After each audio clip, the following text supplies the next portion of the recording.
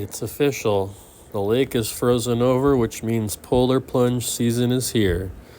The ice is not quite thick enough for ice fishermen yet, but I'm not going out any deeper than waist deep water, so it's relatively safe. And from the point of starting my hole to when I went dipping this afternoon, it had already frozen over and required a little effort to break open that hole again.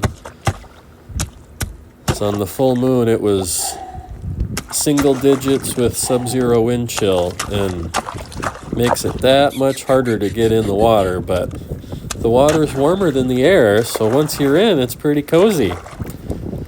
So the breath work is really the key to helping regulate and keep yourself focused and centered and grounded, and it is just such a magical practice.